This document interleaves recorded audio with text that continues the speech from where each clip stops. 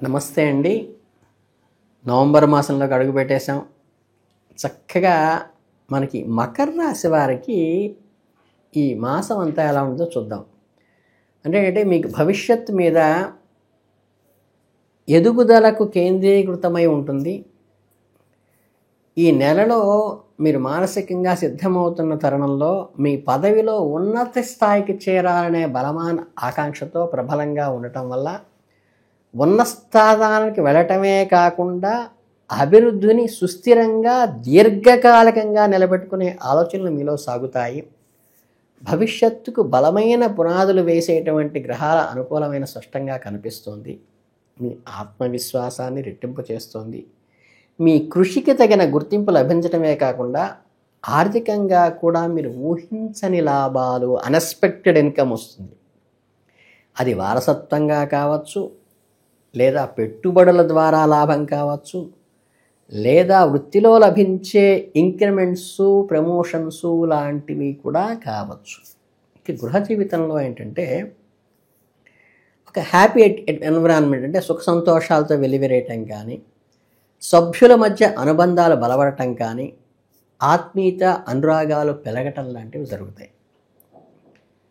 ఇంట్లో ప్రశాంతమైన సామరస్యపూర్వకమైన వాతావరణం నెలకొంటుంది. ఇది చాలా రేరు, కానీ మీకు అవకాశం ఉంది. మీ మానసిక ప్రశాంతతకు దోహదం చేస్తుంది. మీ వృత్తిపరమైన లక్ష్యాల మీద దృష్టి పెట్టడానికి ఉపయోగపడుతుంది. జీవిత భాగస్వామితో అనుబంధాలు పెరిగే అవకాశం ఉంది. అంటే బంధం బలపడుతుంది స్పౌస్ మధ్యలో. మీ వ్యాపార గతి ప్రఖ్యాతి పొంది మంచి పరిణామాలు చోటు చేసుకుంటాయి. కొత్త ఒప్పందాలు కానీ భాగస్వాములు మీకు లాభదాయకంగా ఉంటాయి. మీ వ్యాపార విస్తరణకు సంబంధించిన ప్రణాళిక విజయవంతంగా కార్యరూపం సాగుతాయి. సమాజంలో మీ కీర్తి ప్రతిష్టలు పెరుగుతాయి. మీ మాటకు, మీ నిర్ణయానికి విలువ పెరుగుతుంది. మీ జీవిత సుఖం హరివిల్లుగా వెలివిరుస్తుంది. అలాగే ఐక్య సంబంధాలు 100కి 100 మారు మీకు అందుబాటులో ఉంటాయి. మీకు విలాసవంతమైన వస్తువులను కొనుగోలు చేస్తారు. మీ జీవన శైలి ఏదైతే ఉంటుందో లైఫ్ స్థాయి పెరుగుతుంది.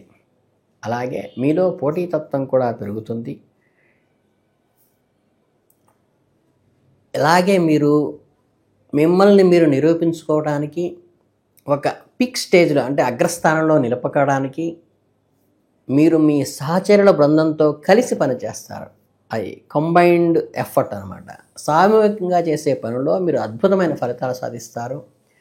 మీ లీడర్షిప్ క్వాలిటీ, అంటే నాయకత్వ లక్షణాలు, ఇతరులను మీ ఆలోచనలతో ప్రభావితం చేసే పనితీరు, మీ బృందంలో కొన్ని అభిప్రాయ భేదాలు వచ్చినప్పుడు మీరు దాన్ని సెటరైట్ చేసి మీ మాట మీదకి అందరినీ తెచ్చుకునేటువంటి నైపుణ్యం మీలో పెంపొందుతాయి. మీకున్న అద్భుతమైన సంభాషణ నైపుణ్యంతో సమస్యలను పరిష్కరించుకోగలుగుతారు. అందరినీ కలుపుకుని ఏకతాటి మీదకి వెళ్ళే విషయంలో ఎంతో సహాయపడుతుంది మీ మాటలు. మీ సమస్యకు మూలాలను గ్రహించి అందరికీ ఆమోదయోగ్యమైన పరిష్కారాన్ని కనుగొనే యొక్క లీడర్షిప్ క్వాలిటీస్ మీలో ఉన్నట్టుగా మిమ్మల్ని అందరూ గుర్తిస్తారు. మీ వృత్తిపరమైన సామాజిక జీవిత హడావిడిలో మీరు మీ ప్రియజనులను, కుటుంబ సభ్యులను కొంతమేర నిర్లక్ష్యం చేసే అవకాశం ఉన్నది. మిమ్మల్ని వారి నుండి దూరం చేయడానికి ఇది ఒక సాకుగా ఉపయోగపడుతుంది. కనుక వారి భావాలను, వారి అవసరాలను పట్టించుకోవటం బుద్ధిమంతుల లక్షణం. మీరు ఎంత ఎత్తుకు ఎదిగినా వెనక ఉన్న వారి మద్దతు, అంటే ఏ మనిషికైనా ఇంట్లో ఉన్న భార్య భర్తలు సంతోషంగా ఉండటము, వాళ్ళ సపోర్టే మనకి ఎంతో లోపల తెలియని ఒక ఆత్మవిశ్వాసాన్ని ఇస్తుంది కదా. కనుక మీ బంధాలను బలోపేతం చేయటం, మానసిక ఉల్లాసాన్ని పెంచడానికి, మీ శక్తిని నిబిడీకృతం చేయటానికి, మీ విజయానికి నిజమైన అర్థంగా అప్పుడే నిలబడుతుంది.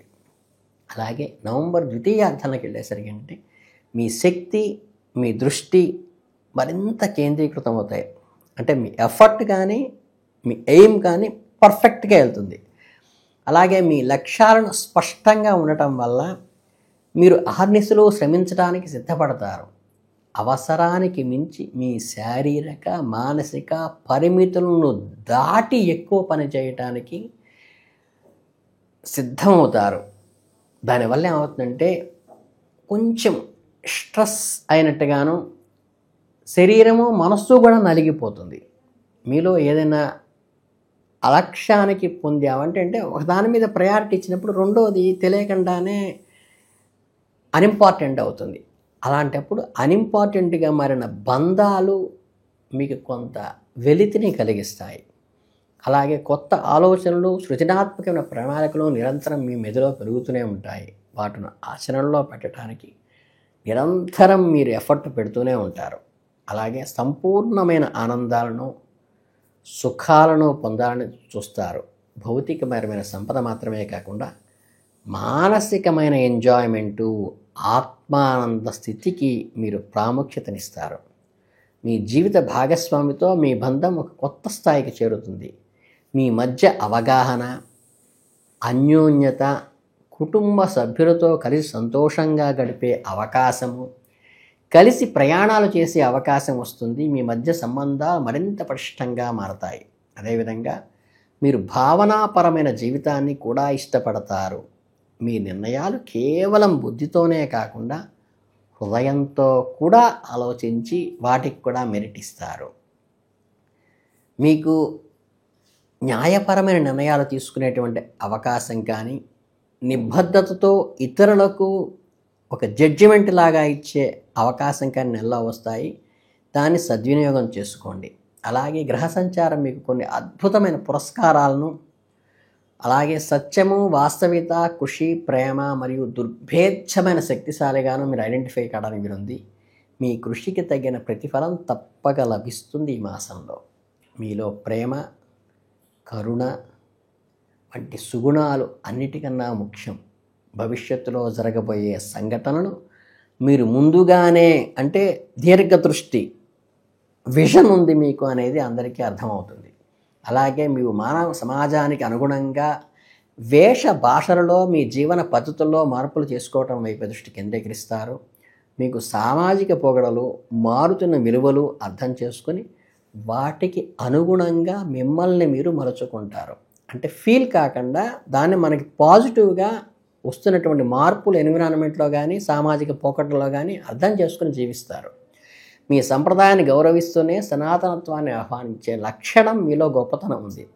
మీ మీద నవంబర్ మాసంలో మకర రాశి వారికి వృత్తిపరమైన ఎదుగుదల, ఆర్థిక అభివృద్ధి మరియు ఆత్మ పరిశీలనకు ఒక అద్భుతమైన అవకాశంగా కనిపిస్తోంది. ఈ అవకాశాలను సద్వినియోగం చేసుకుని సమతులతో ముందుకు సాగితే ఈ నవంబర్ మాసమంతా ఈ మకర రాశి వారికి ఒక చిరస్మరణీయమైన అంటే మెమరబుల్ ఈవెంట్గా మిగిలిపోతుంది.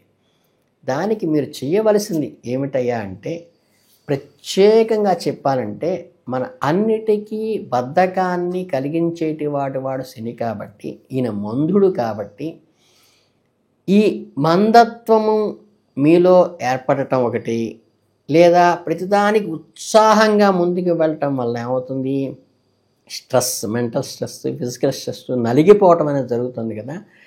ఈ అతి శ్రమకి కూడా ఈయనే కారణం కనుక ఏంటంటే, అలాగే వైరాగ్యానికి ఇది అవుతుందా కాదని పెట్టడానికి కారణం కాబట్టి, మీకు శని సంబంధమైనటువంటి జపం చేసుకోగలిగితే అది చేసుకోండి. అది లేదు అంటారా, చక్కగా 10 మందికి ఉపయోగపడేంగా చక్కగా ఈ కార్తీక మాసం వస్తుంది. కార్తీక మాసంలో ప్రతి గుడిలోనూ, ప్రతి మండపంలోనూ, ప్రతి ఉత్సవంలోనూ దీపాలు పెట్టడం ప్రధానంగా ఉంటాయి.